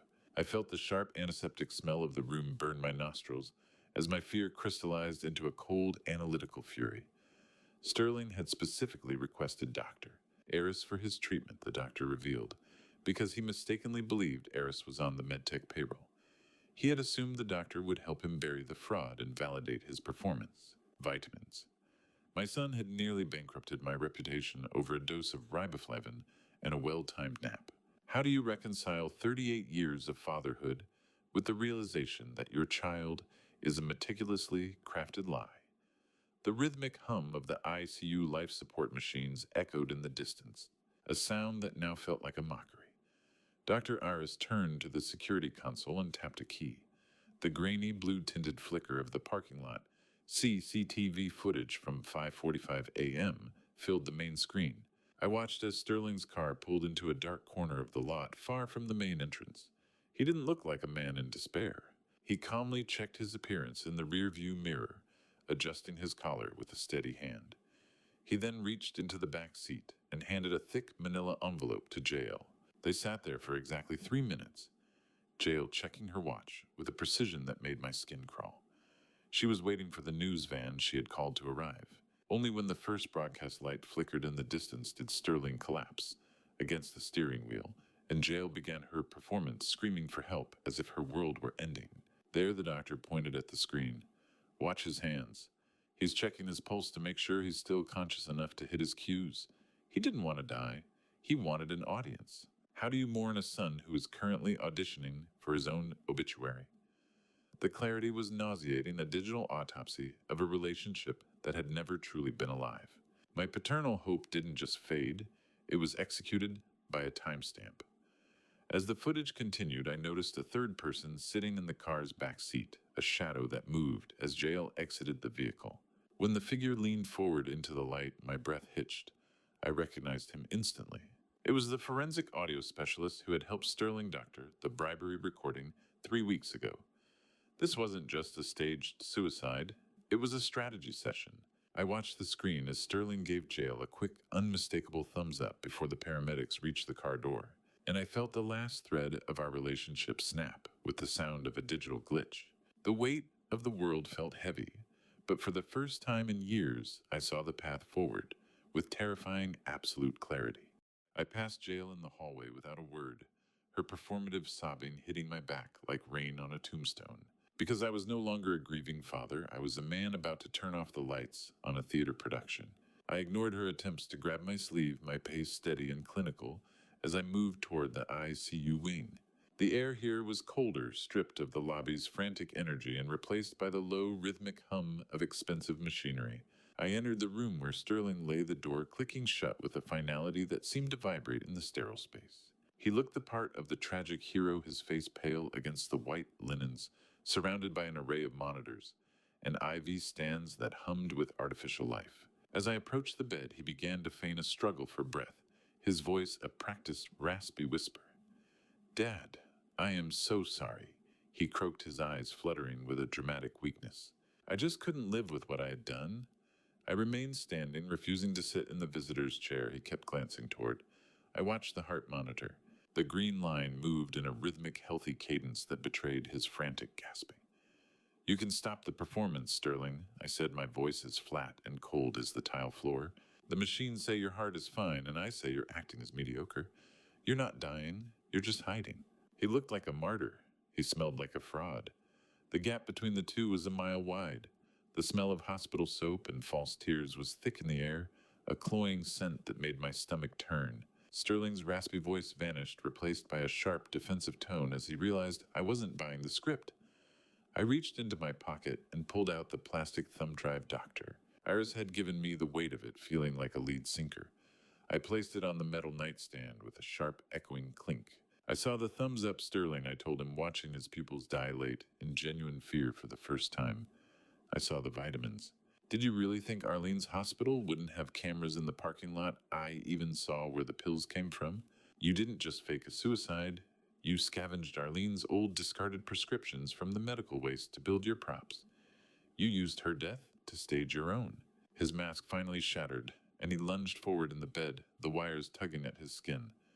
"You left me no choice," he screamed, his face contorting into an ugly, desperate snarl. "You were going to let them arrest me." I had to change the narrative. I had to make them see you as the monster, not me. How do you tell a man that you no longer care enough to even be angry, that you've simply finished? I looked at him, and for the first time in 38 years, I felt no instinct to protect him. The father who had carried him on his shoulders was gone, replaced by a man who saw only a liability to be managed. I informed him that the security footage hadn't just been viewed by me. It had already been forwarded to the district attorney's office as evidence of obstruction of justice and filing a false police report. You didn't save yourself, Sterling. You just gave them the final evidence they needed to ensure you never see the inside of a boardroom again. The rhythmic, mocking beep of the heart monitor sped up a frantic pulse of real, unscripted terror. I walked to the door and paused with my hand on the cold, clinical latch. The room felt smaller now, the shadows of the machinery stretching across the floor like bars. I didn't look back at him. I didn't need to.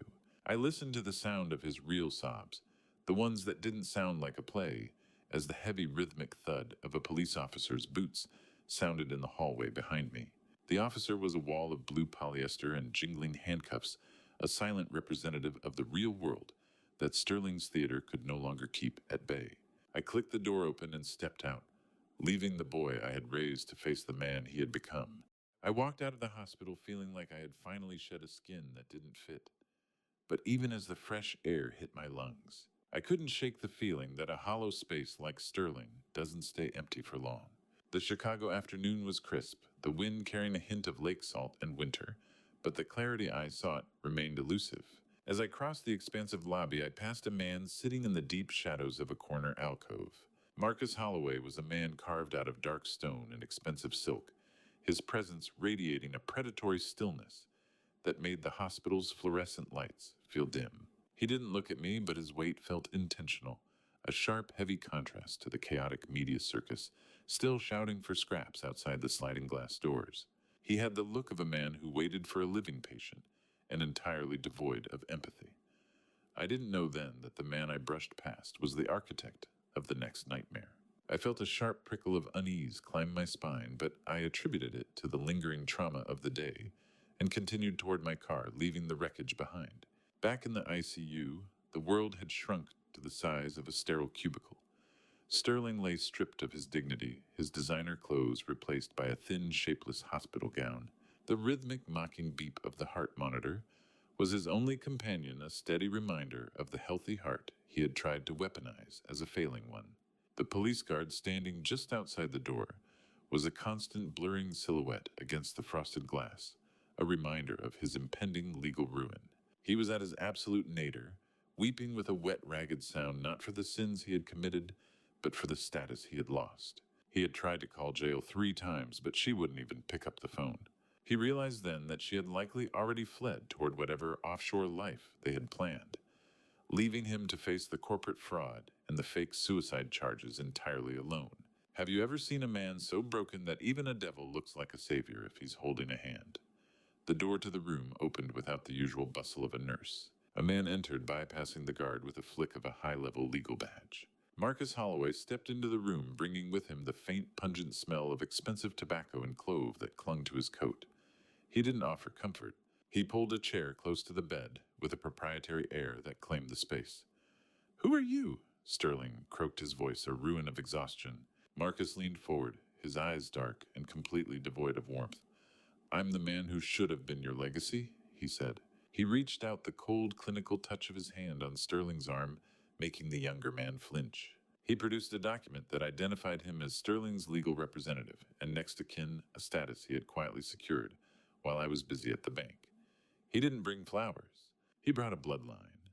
Marcus explained that he had known Arlene long before I ever entered the picture, and he spoke of the blank line on the birth certificate with a terrifying familiarity. He revealed that he was the biological father. Arlene had been too afraid to name the man who had haunted her memories for 40 years. "You have your mother's cowardice, Sterling," he whispered, "but you have my ambition. Don't waste it on tears for a man who isn't even your blood." Marcus reached into his pocket and produced a tiny silver locket, a perfect match to the one I had seen in Arlene's 1981 photograph. It was the proof of a threat that had lasted a lifetime. The muffled sound of a distant ambulance siren punctuated the heavy silence of the room. Marcus leaned in his voice, a low magnetic vibration that filled the void where Sterling's soul used to be. "I can get you out of those handcuffs, son," he whispered, his dark eyes locking onto Sterling's dilated ones. "But first, you're going to help me burn MedTech to the ground." Who was the man sitting in the shadows of the hospital lobby, the one who didn't flinch when the sirens screamed, but looked at me with the hungry eyes of a wolf? watching a wounded stag. That image followed me from the sterile corridors of St. Augustine to the reinforced concrete bowels of Vance Harrington's private law archive. I met Vance in a secure basement where the air was thick with the smell of dust and old acid-treated paper. We were far beneath the noise of the city, surrounded by the constant low-frequency hum of server racks that held the secrets most people forgot existed. I described the encounter to Vance, whose expression hardened as he activated a private intelligence network.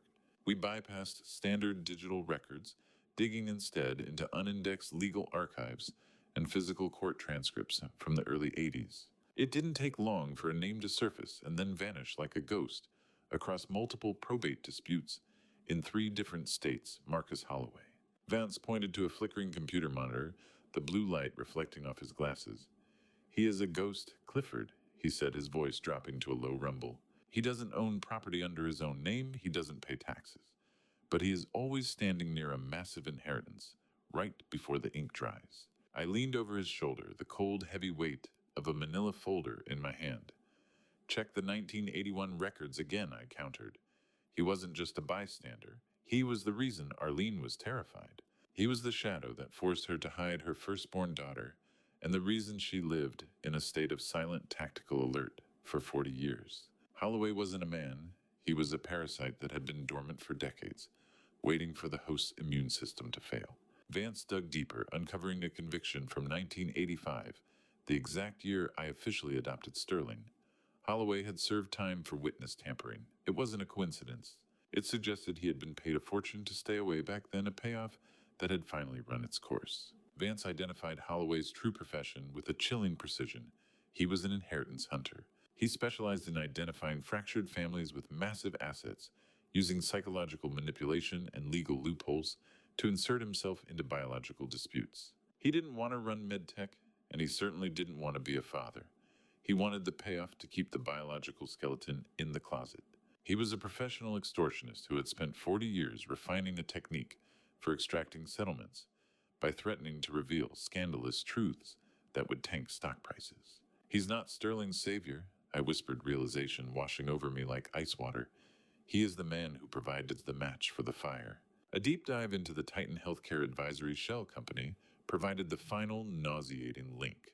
The anonymous initial investor who had provided Sterling's seed money wasn't a bank.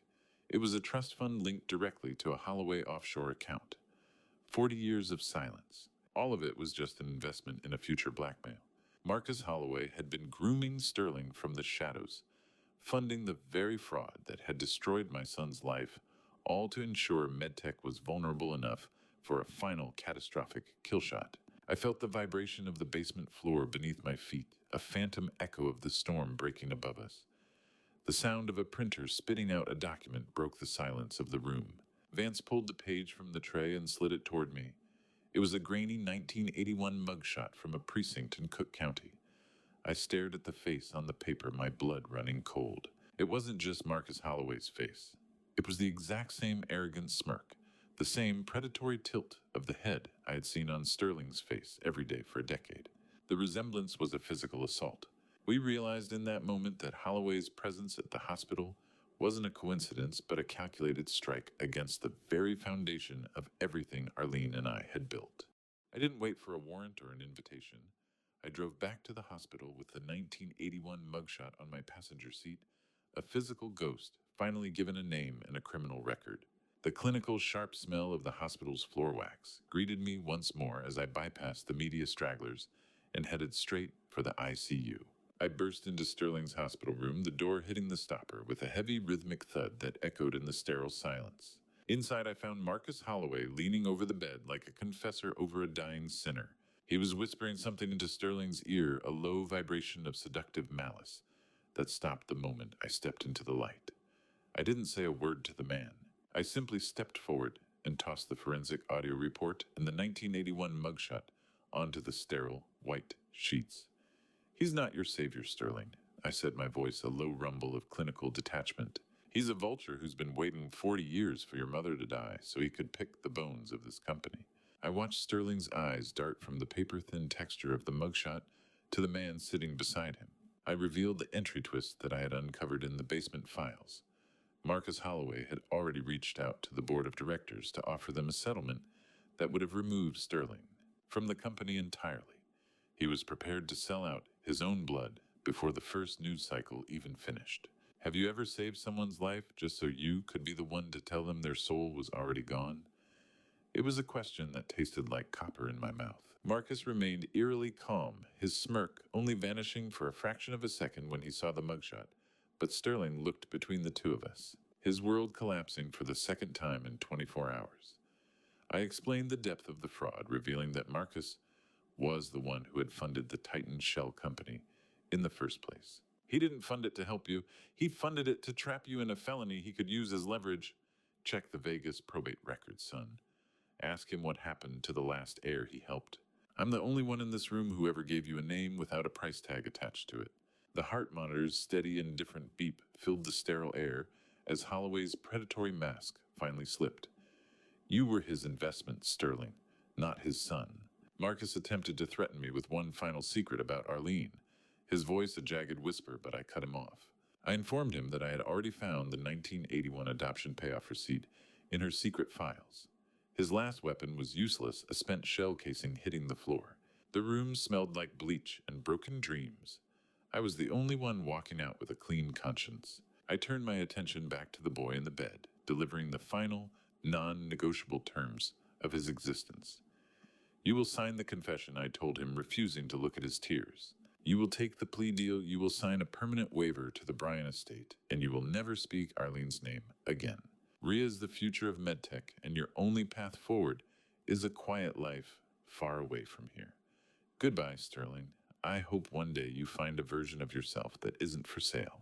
I turned my back on him, the relationship ending with a cold finality. I walked to the door and paused with my hand on the handle, not to look back at him, but to listen to the sound of his real, unscripted terror as the first police officer stepped into the room behind me. The cold, heavy vibration of the hospital door closing behind me felt like the weight of a mountain being lifted. I walked past the police guard and into the hallway where Rhea was waiting. She held the tarnished brass key in her hand, and the look in her eyes suggested that the legacy Arlene protected was finally where it belonged. The air in the medtech boardroom no longer smelled like the sterile anxiety of a coup. It smelled like cedar and hope, a fragrance Arlene would have recognized instantly. I sat in my customary chair, the weight of the brass key still in my pocket, acting as a quiet, comforting anchor. 2 months had passed since the storm broke in this very room, and the view of the Chicago skyline from the executive suite finally felt less like a battleground and more like a legacy. I spent a moment reflecting on jail's swift and absolute ruin. The exposure of the parking lot footage and the forensic autopsy of the Titan Shell Company had acted like a chemical bath, stripping away her curated social mask. Her elite circles evaporated overnight. The legal fees from the fraud and extortion charges were a relentless tide, claiming the Tahoe villa and every designer artifact of her life. The last I saw of her was a grainy tabloid photo taken as she left a suburban courthouse in a generic gray tracksuit. She didn't lose her soul, I realized. She just lost the audience for it. Vance told me she was taking a plea deal that would keep her behind bars for 3 years. But the truth was that Jail Bryant had ceased to exist the moment the cameras stopped caring about her performance. Thomas Winters, the board member who had conspired with Sterling to sell Medtech, had resigned the morning after the boardroom meeting and fled to the Cayman Islands before the SEC could serve the warrant. Extradition proceedings were ongoing, but Vance assured me the financial trail Arlene had documented would ensure he'd face justice, eventually. Is it possible to rebuild a cathedral after the fire? Perhaps if you're willing to use the scorched stones for the foundation? I watched Dr. Rhea Sterling Vance lead her first official board meeting as CEO, and I felt a restorative peace I hadn't known in decades. She had successfully stabilized the company's stock and refocused our entire mission on patient-first diagnostics, exactly as Arlene had intended. Rhea didn't just have Arlene's hands, she had her spine. We aren't just measuring biometrics, she told the directors, her voice a calm, intelligent echo of the woman I loved.